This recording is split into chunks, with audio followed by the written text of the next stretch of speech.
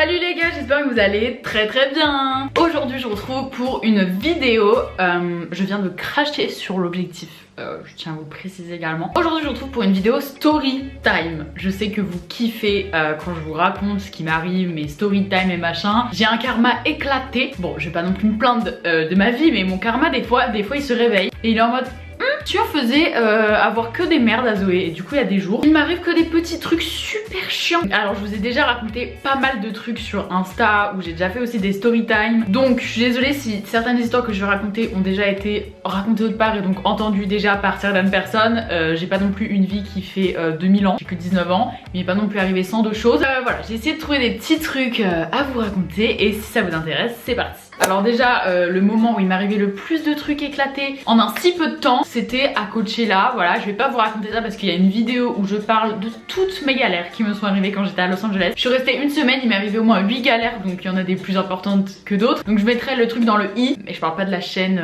américaine. Bref, alors du coup, première galère qui au final en regroupe deux, c'est mes problèmes de train. J'ai une malédiction avec les trains, je sais pas ce qu'a la SNCF contre moi, il m'est arrivé des trucs tout le temps, je loupe mon train.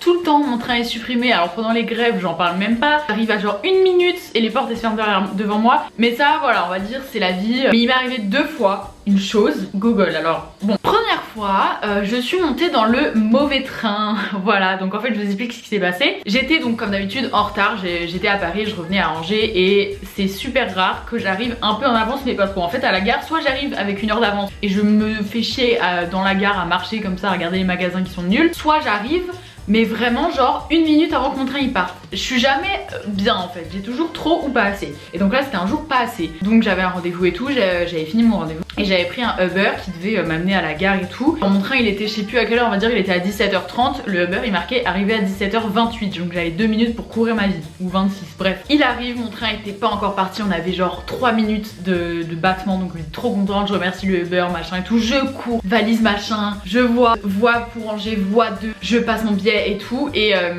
je monte dans le train. Je me dis ok, il faut que je trouve ma place en fait. J'étais montée dans ma voiture parce que j'étais dans les premières voitures mais je trouvais pas ma place. Je cherche, je dis bah y a pas la place 71, genre trop bizarre, ça s'arrête à 70. Genre vraiment il n'y avait pas mon numéro de place. Donc je me dis bon peut-être je me suis trompée de voiture, je vais voir dans les autres voitures, il n'y a pas. Donc je passe dans la voiture bar et j'entends une discussion entre deux personnes qui disent oui, enfin ça parle de Bordeaux en mode le train il va à Bordeaux. Je me dis bon chelou mais je voulais pas déranger les gens de la discussion. Du coup je demande à un autre mec qui était tout seul au bar, je dis excusez-moi c'est bien le train pour Angers. Cette personne me dit oui c'est bien le train pour Angers. Je dis ah bah trop cool, je me suis pas trompée de train, c'est juste que ma place elle doit être supprimée, j'en sais rien et tout. Et là le couple qui partait, enfin les gens qui parlaient de Bordeaux, ils entendent le mec me dire oui c'est pour Angers, il se retourne, il me dit mais pas du tout, c'est pour Bordeaux. Là que le mec, nous deux en fait on s'était trompé de train, on pensait que c'était pour Angers. On se regarde, on dit comment ça c'est pour Bordeaux. Donc les gens ils me disaient bah si c'est pour Bordeaux, là on va à Bordeaux, on part dans 10 minutes, nanana. Panique à bord avec le mec qui était un adulte, on se met à courir, à prendre nos sacs, on sort du train et on entend le train pour Angers sonner. En gros c'était trop tard. En fait je vous explique la configuration de la gare Montparnasse sur la voie 1 et 2, c'est la même entrée. Mais la voie 1 faut un peu plus tourner tu vois, et la voie 2 tu vas tout droit. Moi vu que j'étais pressée, j'ai pas capté qu'il y avait la même entrée pour 2 voies, je suis allée tout droit et je suis montée dans le train. Et là bah notre train, les portes se ferment. Du coup bah on a raté tous les deux notre train. Heureusement il y en avait un prochain après, donc voilà on a pu rentrer, mais j'ai failli me retrouver à Bordeaux. La deuxième galère qui m'est arrivée avec un train qui là est un peu moins joyeuse, même si l'autre était pas très joyeuse. Donc pareil, je revenais de Paris, j'avais mon train, j'étais vraiment au bout de ma vie, de ma journée, je sais plus ce que j'avais fait mais j'étais crevée. Et là j'arrivais genre dans 20 minutes, un quart d'heure, 20 minutes chez moi, donc j'avais trop hâte. Et là le train genre on roule, donc je sais pas hyper vite tu vois, et j'entends comme genre des graviers en dessous du train, genre comme si en fait moi dans ma tête ma représentation c'était que un rocher s'était décomposé genre, et vous entendez les bruits de décomposition des rochers genre sous les rails du train, genre ça tape, des cailloux ils tapent contre la carrosserie du train. J'entends ça, je me dis bah trop bizarre mais bon. Et genre 1 minute après le train il freine et il s'arrête. Je me dis oulala, qu'est-ce qui se passe, personne nous dit rien. Donc on attend 5 minutes, 10 minutes, un quart d'heure et tout, sans nouvelles, on est arrêté comme ça. Et là on entend une voix, on savait personne savait ce qu'il y avait tu vois, on entend une voix, oui donc le train a percuté a percuté un corps, on savait pas encore ce que c'était, le train a percuté quelque chose, on est arrêté mais vous inquiétez pas, on va bientôt redémarrer, faut juste qu'on aille voir et tout si tout va bien, et puis on va redémarrer bientôt, tout va bien. En gros c'était vraiment zen, on est arrêté sur la voie mais au calme. Donc je me dis bon ok, j'ai déjà eu des trucs comme ça où j'étais arrêté une heure, où j'étais arrêté genre 30 minutes, c'est chiant mais voilà. Heureusement j'étais arrêtée dans une zone qui était totalement déserte, il y avait des champs autour mais je captais super bien la wifi, la 4G. Donc je commence à dire à mes parents trop bizarre, on est arrêté sur la voie et tout, on sait pas ce qui se passe mais bon bref voilà. Une demi-heure plus tard, donc au bout d'une demi-heure on était arrêté, on entend quelqu'un nous dire oui donc alors petit problème, on a percuté un sanglier. On a appelé une équipe, enfin on est en train de dégager en fait la voie. Pour l'instant on n'en sait pas plus, on est en train de faire des révisions sur le train pour voir s'il va pouvoir repartir. Dès qu'on en sait plus, on vous dit. Bon ok, 30 minutes, machin. Et là pendant une heure genre, je sais pas mais c'était super long, on a eu zéro nouvelle. Et genre en fait c'est horrible d'être coincé dans un truc et de pas savoir ce que tu vas faire. Et il commençait à y avoir des gens autour, des bébés qui pleuraient, les gens ils s'impatientaient un peu, c'était un peu chiant. Moi j'avais plus de batterie donc je demandais à un mec excusez-moi est-ce que vous pouvez me prêter votre chargeur machin, parce que je voulais surtout pas genre plus avoir de batterie frère, je suis coincée au milieu de nulle part, j'ai rien d'autre. Surtout que moi mes trajets de train ils durent 1h30, donc en général en 1h30 j'emmène pas mon ordi, j'emmène pas plein de trucs pour m'occuper et je mets de la musique pendant 1h30 et voilà. Au bout de je pense une heure, on nous dit donc mesdames et messieurs, ce n'était pas un sanglier mais une famille de 5 sangliers que nous avons percutés. Donc déjà RIP, PAE, ils étaient morts, ils étaient dead. Et là la meuf elle nous dit en percutant les sangliers ça a beaucoup endommagé l'avant du train. Le train ne démarre plus. Voilà, en gros bah ça a tué l'avant du train, ça a détruit le truc, les fils ils étaient détruits. On pouvait plus avancer ou du moins plus à grande vitesse. Genre on pouvait aller genre à 20-30 km/h mais pas du tout à la vitesse d'un train. Donc ils nous disent bon bah on est coincé là pour une durée indéterminée. Vous pouvez pas sortir parce que bah tu peux pas sortir du train en plein milieu de la voie, enfin on n'était pas dans une gare. On va vous distribuer des plateaux repas, vous pouvez passer au bar pour prendre des trucs repas parce que c'était genre vers 20h, 21h. Là je me dis oh my god, c'était hyper frustrant, j'étais à 20 minutes de chez moi genre. Donc là je me mets à pleurer, tellement peur, non mais là ça me saoule, je suis ridicule, je sais pas pourquoi j'ai pleuré. Bref, et là idée du siècle. Je me dis, je vais me déplacer et aller en première classe. De toute façon, qu'est-ce qu'ils vont me dire? Leur train il est mort à cause d'un sanglier, ils vont pas m'engueuler et de me dire de retourner à ma place dans ma seconde place, j'en ai rien à faire. De base je devrais être chez moi depuis 2 heures, c'est bon, je vais dans la première classe, je me mets sur un gros siège et tout, je regarde ma série sur Netflix et puis j'attends. Et là, comme par magie, au bout de je pense 2 heures, on nous dit bon alors en fait le train va aller tout doucement jusqu'à la prochaine gare qui était, en gros il y avait une gare genre de campagne, il était pas censé s'arrêter là mais il y avait une gare de campagne à côté. Donc on nous dit le train va aller jusqu'à la prochaine gare, on peut avancer mais pas vite donc on va y aller au ralenti. À la prochaine gare, un autre train viendra vous chercher, vous allez monter dedans et vous allez rentrer chez vous. Le train il se met à aller à 2 à l'heure et tout, genre jusqu'à la gare de campagne. Il arrive à la gare de campagne, on descend, un autre train nous prend et finalement je rentre chez moi. Alors ça c'est pas du tout un truc de ouf mais en cherchant des histoires ça m'est revenu à l'idée et du coup je trouvais ça drôle mais en même temps pas très drôle de vous le raconter. C'était en novembre avec Clémence, donc Clémence Hello Beauty. On était invité à un grand dîner dans un hôtel, je sais plus c'était quel hôtel, mais dans un hôtel sur les Champs-Élysées, enfin truc de ouf. Genre elle avait été contactée en DM ou par mail par la fille qui organisait ça. La fille lui avait dit oh les filles si vous voulez venir et tout, je vous invite toutes les deux machin. J'avais l'impression d'être dans Gossip Girl, c'était vraiment le dîner genre de riches. Genre en fait t'arrives et c'est un truc genre t'as une réception, tout le monde est trop bien sapé, ils distribuent des petits verres de champagne machin. Et c'est en mode ils mettent à chaque fois un artiste en avant. Donc là il y avait un artiste qui avait amené ses œuvres, ses toiles et tout, les trucs ça valait 5000 €, même plus, j'en sais rien. Et après il y avait une énorme salle avec genre une scène et des trop belles tables face à la scène. Enfin genre on était un peu, on mangeait genre il y avait une scène avec des spectacles et on mangeait de la trop bonne nourriture. Il y avait genre peut-être 20 tables. Il y avait des gens assez connus, bon je pense que j'en connaissais pas beaucoup. Enfin, j'ai reconnu juste des danseurs de Danse avec les stars. Il y avait Gilles Verdez et du coup il y avait nous. Les grosses taches, genre en fait moi le pire c'est j'ai trop honte, enfin j'avais trop honte, je sortais d'un shooting donc j'étais maquillée à balle, genre vraiment quand tu vas en shooting ils te maquillent de ouf tu vois, ils te retouchent toute la journée et tout, j'étais très maquillée et j'avais les cheveux, une coiffure que je ne fais jamais qui était super belle pour faire des photos pour le shooting mais dans la vraie vie c'est pas un truc que je faisais, j'avais les cheveux tirés en chignon donc comme une danseuse avec des petits baby hair ici, je vous mettrai une photo et j'avais pas du tout eu le temps d'aller me changer ou quoi, j'étais en retard et j'étais habillée en jean noir, haut noir, genre petit chemisier noir et basket mais pas du tout chic, enfin juste ma coiffure, heureusement que j'ai ma coiffure parce qu'elle faisait un peu chic finalement. Donc bref on arrive là-dedans, on s'attendait pas du tout à ça, genre on arrive, genre on ne savait pas quoi faire, bref donc on se dit ok pourquoi on est là, moi j'étais trop gênée, je savais pas. Genre on était deux en fait, tout le monde était un peu on se connaît et tout machin. Moi j'étais genre je connais personne. Et puis Clément ça a été pareil. J'ai même voulu partir à un moment, je lui ai dit mais meuf mais viens en part, parce qu'en fait ça s'éternisait, le cocktail il s'éternisait. Genre moi j'avais trop envie d'aller manger, j'avais super faim. Et en plus quand t'étais à une table avec des gens, genre t'étais peut-être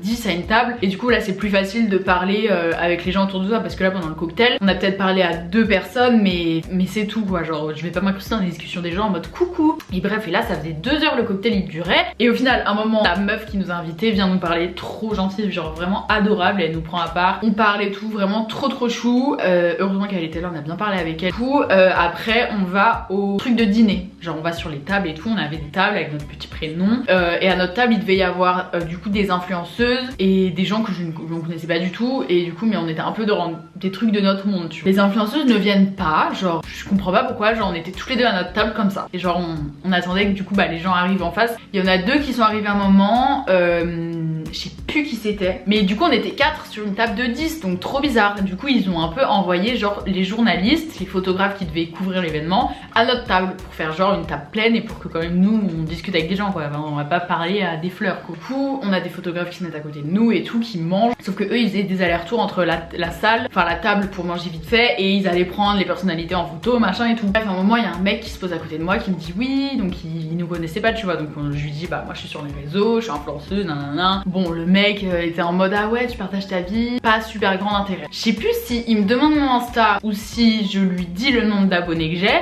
mais en gros je lui ai dit bah j'ai 1,2 million d'abonnés.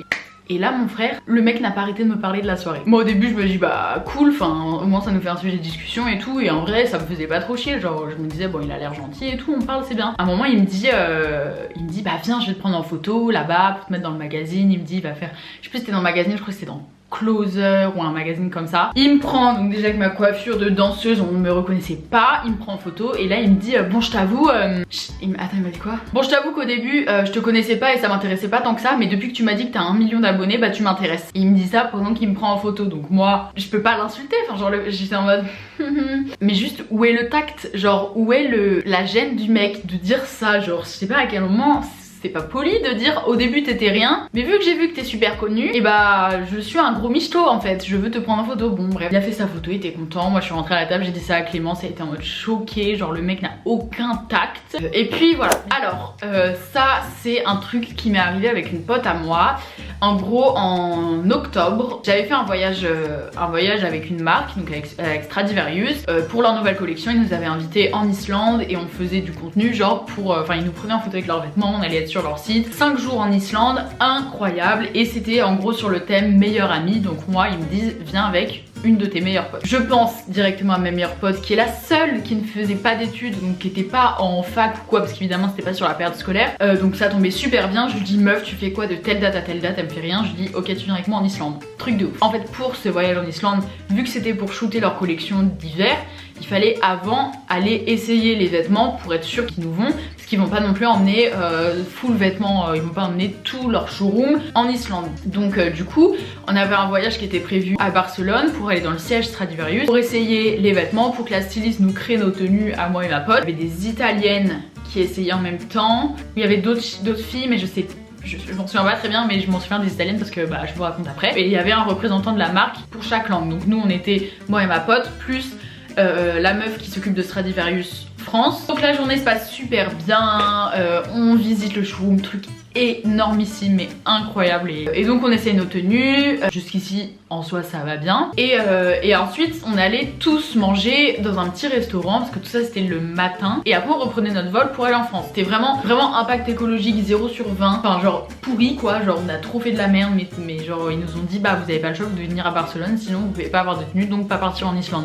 Je vais pas faire la princesse en mode en fait non je ne peux pas prendre l'avion. Donc du coup bah on y est allé, mais du coup on faisait l'aller-retour dans la journée, donc au final moi j'y suis allée avec mon sac à main, mes papiers et tout, mais pas plus de choses que ça. J'avais pas de tenue de rechange, j'avais pas de valise, genre je faisais l'aller-retour en fait dans la journée. Donc bref on mangeait tout, et en fait on avait un bus qui nous transportait toutes, genre vraiment un bus un peu comme les bus des équipes de foot. Et nous on avait notre vol avec les italiennes vers Paris. et après les Italiennes elles reprenaient un vol de Paris en Italie, je crois que c'était ça. Du coup vu que nous notre vol il était le plus tôt, bah on part du repas le plus tôt avec le bus et tout. En plus on avait pris beaucoup de marge parce qu'on s'était dit on sait jamais, si jamais il y a un problème sur la route, bah, il faut qu'on ait de la marge parce qu'on veut vraiment pas louper l'avion. Tout va bien, genre on parle et tout. Et là on se retrouve bloqué sur l'autoroute. Au début on capte pas, on se dit what, qu'est-ce qui se passe et tout. On parlait pas la langue, on parlait pas hyper bien espagnol non plus, on parlait anglais avec le chauffeur qui était pas non plus un as de l'anglais quoi. Donc au final on comprend qu'en fait le pire jour au monde pour venir à Barcelone c'est le jour qu'on avait choisi. Parce qu'en fait il y avait des manifestations catalanes je crois. Alors je veux pas juste dire de bêtises et tout, mais bref il y avait des grosses manifestations qui bloquaient l'aéroport. Voilà en fait le point de rendez-vous de la manifestation c'était l'aéroport. Plus aucune voiture, plus aucun passager pouvait rentrer dans l'aéroport. Ils avaient carrément bloqué. Du coup ça faisait des énormes bouchons sur l'autoroute et on était vraiment à l'arrêt sur l'autoroute avec un bus. Donc au début on se dit on a 3 heures d'avance, l'aéroport est à 20 minutes, ça va le faire. Genre à la limite on va arriver avec 1 heure d'avance, bon ça va le faire. Et là mon corps a la meilleure idée de me créer une envie de faire pipi très pressante. Voilà, alors moi quand j'ai envie de faire pipi ça vient comme ça et ça vient fort, tu vois, je peux pas garder 100 000 ans en fait, c'est soit rien soit tout. Mais je fais un effort, je me dis, enfin j'avais pas le choix en fait, il y avait pas de toilette dans les bus donc je me dis bah j'irai à l'aéroport tant pis. Le temps passe, ça faisait 4 heures qu'on était dans le bus, notre avion était dans 1 heure, on s'était fait à l'idée qu'on n'aurait pas notre avion. Tant pis, il y en avait un 1 heure après donc on espérait avoir le prochain. Là moi j'étais en souffrance extrême pour mon pipi, je vous jure. Genre j'étais en train de me dire il faut que je fasse pipi dans une bouteille d'eau, genre personne n'a une bouteille d'eau, faut absolument que je trouve une bouteille d'eau pour faire pipi dedans. Je cherchais tous les scénarios possibles, genre de m'arrêter sur l'autoroute, faire pipi et tout, genre c'était horrible, j'avais tellement envie, ça me faisait mal, je pouvais plus bouger, pire sensation. Et donc on avançait toujours pas. Comment on va faire si on n'arrive pas à avoir le dernier avion? Comment on va faire? Genre c'est pas possible, on peut pas rester indéfiniment bloqué sur l'autoroute. Du coup on dit au mec sors de l'autoroute en gros et parce qu'on avançait genre vraiment petit à petit et au stade où on avait avancé depuis 3 heures on était près d'une sortie. Donc on lui dit bah vas-y bus, prends la sortie, on se barre en fait, genre l'autoroute on oublie, on n'aura pas notre avion, on n'aura pas le deuxième avion, c'est mort dans tous les cas, même si on arrive à être à l'aéroport, les manifestants ils bloquent l'entrée de l'aéroport donc on pourra même pas genre monter dans l'avion même si on est sur place. Donc on se dit bon bah fuck, on a raté nos avions, comment on fait? Et en fait faut savoir que du coup on était en Espagne, donc l'équipe espagnole qui gérait les avions, qui gérait tout, qui avait tout organisé, elles étaient pas avec nous, genre il y avait juste les 2 représentantes françaises et italiennes mais elles pouvaient pas prendre de décision, genre elles étaient juste là pour nous parce qu'on parlait leur langue et tout, mais en soi c'est pas du tout elles qui avaient tout organisé. Elles appellent les espagnols, ça répond pas, donc on était vraiment genre livrés à nous-mêmes. Le chauffeur il savait pas quoi faire parce que si on lui a dit tu fais de là, tu vas à l'aéroport, t'as fini ton taf. Du coup on s'est arrêté dans une station essence juste pour que j'aille faire pipi. Je vous jure j'étais tellement heureuse quand on m'a dit on s'arrête dans une station essence. Ça faisait au moins 30 fois qu'on essayait d'appeler les meufs de Stradivarius, ça répondait toujours pas. Quand on était à la station quelqu'un arrive à les appeler et là on lui dit on fait quoi, genre c'est la merde. Ils nous ont pris un hôtel sur Barcelone donc bah tant mieux, on avait un hôtel, on avait un endroit pour dormir. Donc on demande au chauffeur des bus de nous amener à l'hôtel. Sauf que bah pareil, embouteillage, en centre-ville. On arrive enfin à l'hôtel, on avait réservé un restaurant du coup pour le soir parce que bah il fallait bien qu'on mange. Moi j'avais plus de batterie sur mon téléphone, il était mort dans le game, j'avais plus de batterie, rien du tout. Et en fait on se dit mais le problème est que j'ai qu'une seule culotte, je n'ai pas de brosse à dents, je n'ai pas de démaquillant. Les vêtements, bon, moi je m'en fous de remettre les mêmes vêtements mais les sous-vêtements et la brosse à dents c'était vraiment primordial. Et vu qu'il était au moins 22h30 hein, les magasins ils étaient fermés. Ah oui non j'ai oublié de dire, le lendemain j'avais des rendez-vous dès la matinée et tout, donc il fallait absolument qu'on prenne le premier avion qui était à 7h, qui nous faisait atterrir à 9h. Vas-y j'aurais peut-être 1 heure de retard mais voilà c'était des rendez-vous super importants. Bah c'était d'ailleurs des rendez-vous pour l'agenda je crois, je sais plus c'était quoi. Et donc je dis à la meuf de France, je lui dis mais il faut absolument qu'on ait l'autre avion, enfin genre on a déjà raté le dernier avion, demain matin faut qu'on prenne le premier avion. Premier avion complet, voilà. Le soir dans la chambre d'hôtel j'étais au bout de ma vie, genre avec ma pote on n'en pouvait plus, limite on était en mode mais what que j'ai fait, c'est que du coup j'ai pris ma douche, j'ai lavé ma culotte à la main, je l'ai mise à sécher, ah non je l'ai laissé sécher, j'ai mis genre pendant 1 heure, j'étais en serviette, j'ai dormi avec une culotte à moitié mouillée. On a dormi même pas 5 heures parce que le lendemain du coup on avait l'avion à 9h donc fallait être à l'aéroport à 7h, donc fallait partir avec de l'avance parce qu'on avait trop peur qu'il y ait encore des manifs, donc on est parti genre à 5h du mat de l'hôtel. On a dormi même pas 4 heures et donc on arrive à l'aéroport pour prendre notre avion retour, on se dit enfin c'est terminé, on va rentrer à Paris, c'est bon. Et bien non, c'était un faux espoir. On va enregistrer nos nos bagages. Faut savoir qu'on avait du coup tous les vêtements, on avait essayé la veille, donc on avait des énormes valises rouges. On s'en fout qu'elles soient... Pourquoi je précise qu'elles sont rouges? Bref, on avait des énormes valises à transporter. C'était super chiant, les énormes valises. Le truc était, mais j'ai jamais vu une valise aussi grosse. On en avait une chacune. Déjà on galère et tout parce qu'il y avait des gens, vu qu'ils avaient raté leur avion, qui dormaient dans l'aéroport. Bref, c'était bondé même à 7h du mat. Et en gros, donc on arrive dans l'aéroport avec nos valises pour les enregistrer. Et d'habitude tu peux enregistrer ta valise toi-même. Genre tu peux imprimer l'étiquette, machin, c'est sur un truc automatique.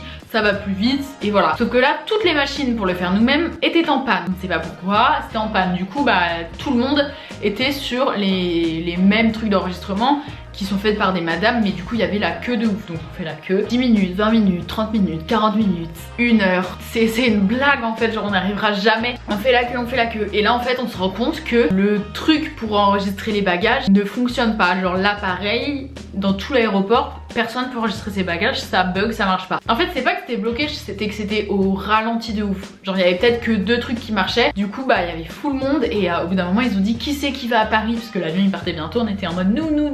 Ils nous ont pris en avant-première, ils nous ont pris en... Bah ils nous ont fait avancer devant tout le monde, ils ont bipé nos bagages. On a fait la douane et tout, on a couru jusqu'à l'avion, on est monté dans l'avion. Et voilà quoi, on est arrivé à Paris et c'est fini. Donc voilà les gars, c'est tout pour cette vidéo. J'ai encore plein d'histoires à vous raconter qui s'est passé dans mes voyages. Donc dites-moi si vous voulez une partie 2 de cette vidéo. Je vous la ferai avec plaisir. Et puis voilà quoi, je vous fais plein de bisous. Je vous dis à la prochaine pour une nouvelle vidéo. Bisous.